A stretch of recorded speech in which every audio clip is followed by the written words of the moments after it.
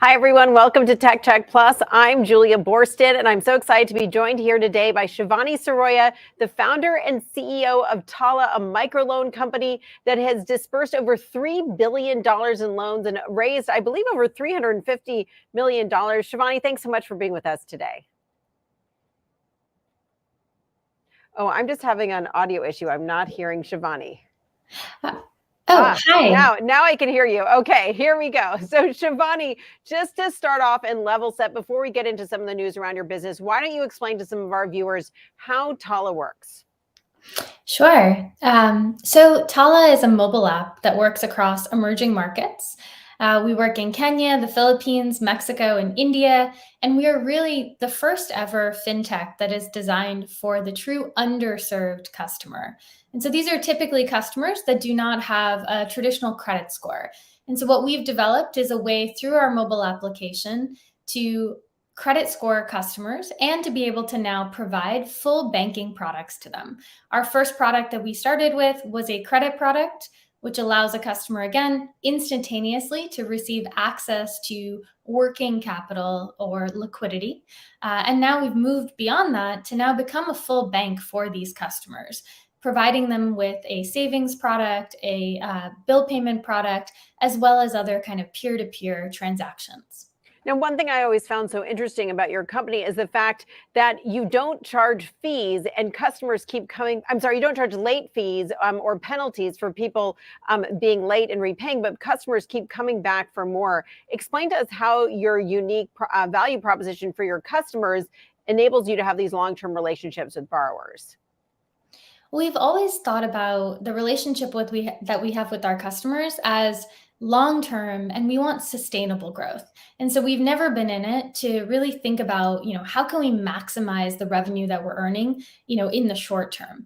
And so because of that, accruing late fees, these kinds of things, these are going to hurt customer relationships. And we know this customer is already facing a lot of liquidity issues, so we don't want to put them further in debt.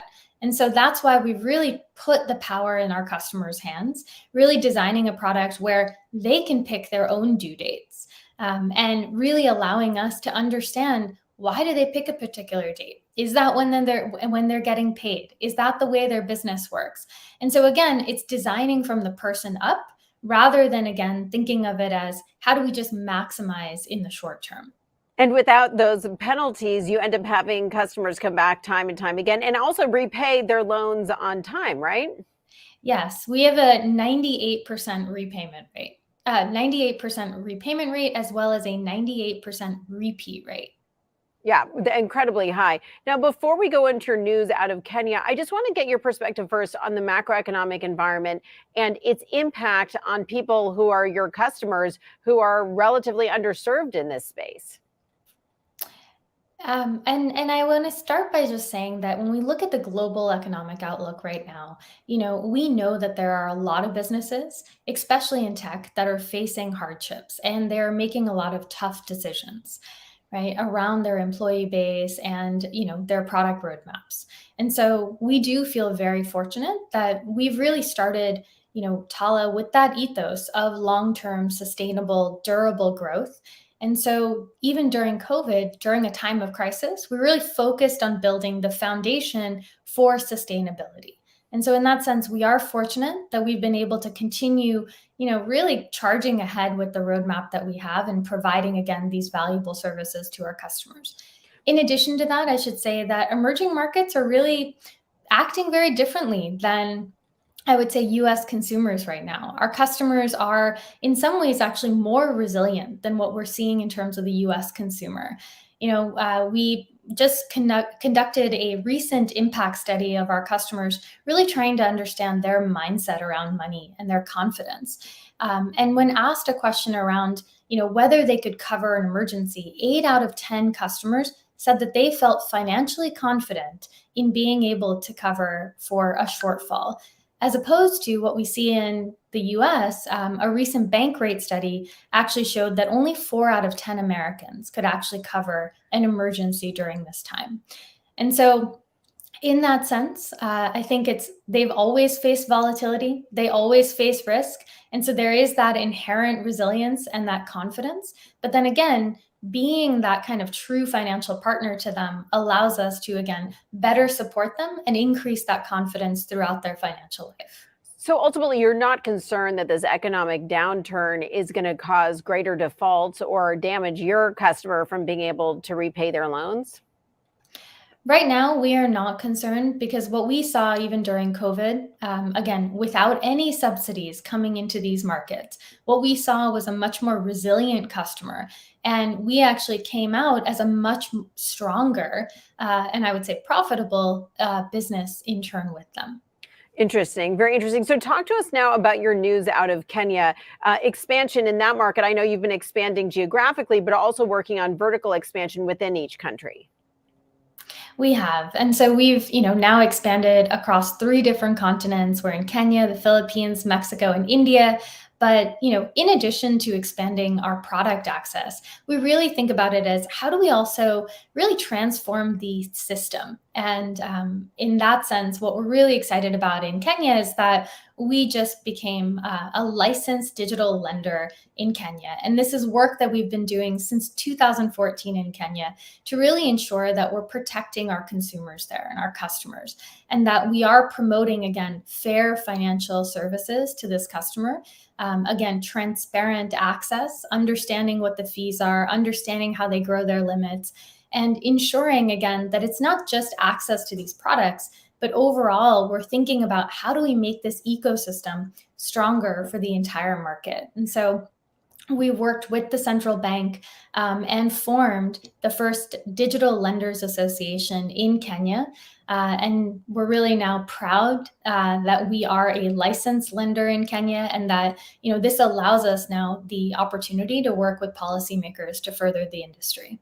And so, what do you think this is going to mean for you in terms of revenue, both in Kenya and elsewhere around the world as you work to expand other regions as well? I think that the more that we promote, again, this kind of fair lending and this kind of transparent access, I actually think what it does for us all, hopefully, is that we take away the bad actors, and instead we ensure that we can grow businesses that are, again, win-wins for both the consumer as well as the businesses. Now, who are your main competitors? Because I know here in the US, where you're based here in the US, but you do not operate here in the US. Here in the US, the fintech market is incredibly crowded, and there are a lot of different players, both some of which are owned by the traditional financial institutions and some of which are startups that are competing in similar spaces, whether it's around lending or things like mortgages. I mean, so it's a very complex space with a lot of overlap between a lot of different players. What is your competitive landscape like? I would say that, we don't see any competitors that are, again, working globally as we are. We do see, that we have local institutions that are providing other kinds of services similar to ours. But really, when we think about that competitive landscape, nobody is designed for this customer. And so even though we see similar products in the market, most fintechs, even in our countries, are focusing on a upper segment customer, a much more prime customers. And the reason for that is this customer that we serve, the underserved, is risky. You don't have traditional data access on this customer, and so it's harder to serve them. So in that sense, we see comparisons, but we don't actually have a true competitor because of the segment as well as the other services that we provide to this customer.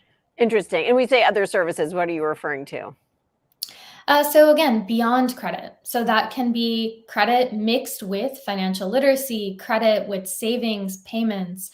Again, we are now really focused on holistic financial services delivered through that mobile experience. So when I take a step back and think about the impact of an economic downturn, to me, on a company like yours, it's twofold. It's what does it mean for your customers? A, is there more demand? And B, is there more risk to them being able to repay their loans? You said in terms of the risk, you don't see it just yet. But I'm curious if you could tell us about how you think this economic uncertainty that we're facing right now could actually impact demand, perhaps drive demand. But also there's a question of what it means for you in terms of fundraising. I believe the last time you raised was 2021. So curious how this all plays into your roadmap.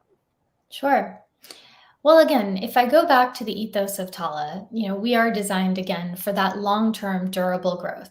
And so we want to be there for our customers during times of uncertainty. And again, we've seen this play out in COVID, and the fact that, we actually strengthened our relationships with our customers. I think the big change now is that because we've seen the resilience of our customer, we are actually able to go bolder now into this time of uncertainty. And so not only are we there for the customers that we already have, but we've also started working on different kinds of decisioning models, allowing us to widen our access. Because we really believe, again, that the customer that we serve, they do need access to liquidity during this time. An example of that is in Mexico during COVID, what we saw was that many women actually did lose their jobs.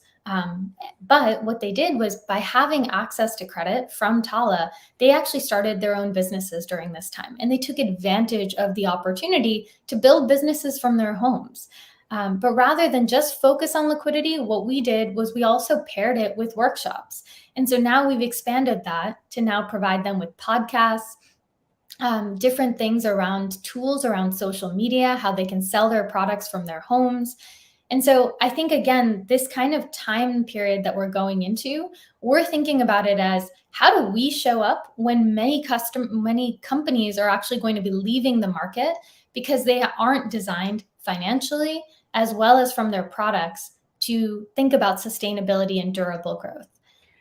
Your last question around, are we looking at another fundraise? I would say, again, we were very fortunate that we raised in 2021. And so we've, again, stayed very focused on smart investments in our roadmap, and we are not looking to raise another round right now. And you mentioned profitability. What is your own path to profitability? So we are, again, focusing on ensuring that sustainable growth. And so we've always been thinking about it from, how do we ensure that our business model is working? And we have really proven that that business model works since much earlier in our development. And you talked about this idea of serving all these underserved customers who don't have access to the types of financial services that you're talking about, whether it's lending or other things. I'm curious what this means in terms of where you are looking to expand internationally. Have you looked at the opportunity in the US, where there is an unbanked part of the population, millions of people who are unbanked, or even to parts of Europe? Or are you focused more on some other countries? I would say that now that we work across, these 3 continents, we do have a regional foothold in every market that we want to get into. And so I think we are thinking of it as we look at Latin America, how can we understand, what we've accomplished in Mexico, and then from there expand further. Same thing in East Africa. And then I would say the same thing in Southeast Asia as well, with the Philippines being that strong foothold and foundation.